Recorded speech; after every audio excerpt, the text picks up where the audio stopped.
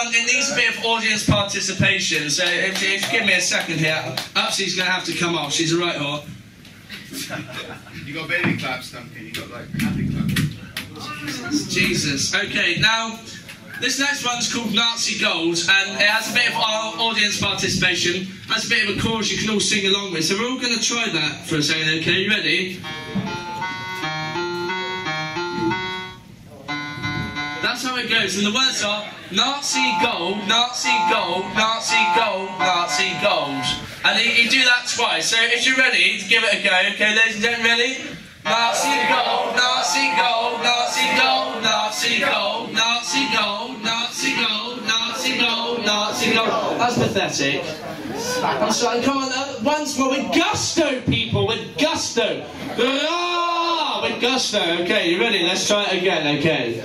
Nazi gold, Nazi gold, Nazi gold, Nazi gold, Nazi gold, Nazi gold, Nazi gold, Nazi gold. That's beautiful. I'm just going to change the tone a little bit. So we try it in the flute. That sounds or maybe violin.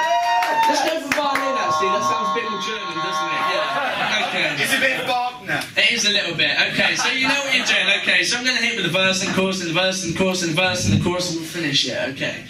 Right, so without further ado, I'll use you Nazi gold. Nazi gold, coins of the Führer, Nazi gold. Are you the answer, Nazi gold? Shit, I've forgotten the words. How bad is this? Well, for the nation, Nazi gold, full of expectation.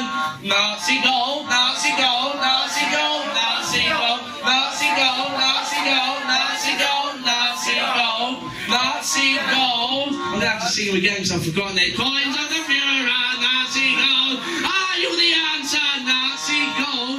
Economical pollution, Nazi gold. The final solution. Nazi gold, Nazi gold, Nazi gold, Nazi gold, Nazi gold, Nazi gold, Nazi gold, Nazi gold, Nazi gold. World population, Nazi gold. Full of expectation. I've fucked this up so badly. Nazi gold. True treasure to find, Nazi gold, hidden until the end of time. Once more, Nazi gold, Nazi gold, Nazi gold, Nazi gold, Nazi gold, Nazi gold, Nazi gold, Nazi gold,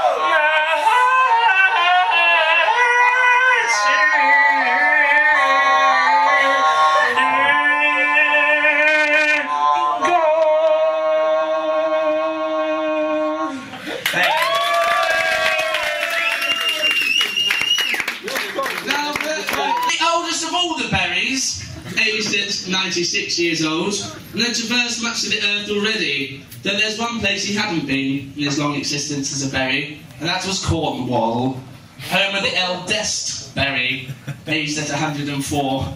But unfortunately, as the elderberry was making his way to eldestberry's birthday party, he parted with his own berry body, and so therefore died, being known as the elderberry, never the eldestberry. A dream that was buried, along with him, next to his friend, Elderflower.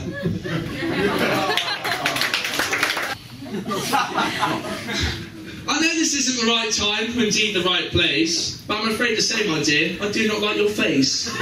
It's not really my fault, and I know it's not yours either. But there's no need to get all mad, you only give yourself a seizure. Try to look at the brighter side, it's not too bad from the right angle. And I'm sure I'm not the only one whose face has been for a mangle. There's plenty of ugly people in this world, and there's plenty of pretty ones too, but you'll just have to learn to accept the fact that beauty's something inside for you. From Christian to Islamic to even socially democratic, you can't step out your door these days without stepping on a fundamentalist. In fact, there's fucking fundamentalists every fucking where. They're full of passion, other fundamentalists. They're even fashion fundamentalists. What I don't get about fundamentalists and the supporters of extreme views is who on this earth would want to fund a mentalist?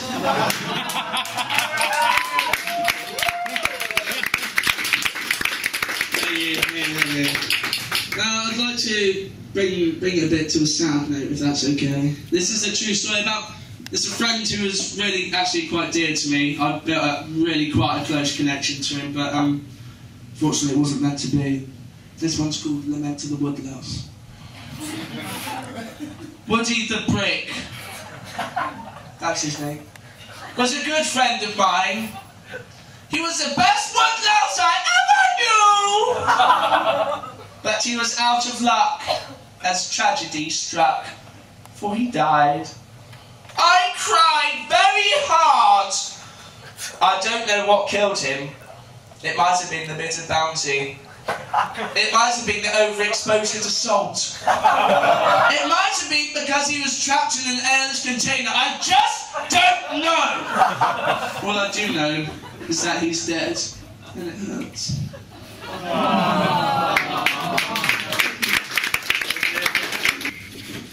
I once saw Jesus. No, I'm sorry, I have to start again. Fuck! What?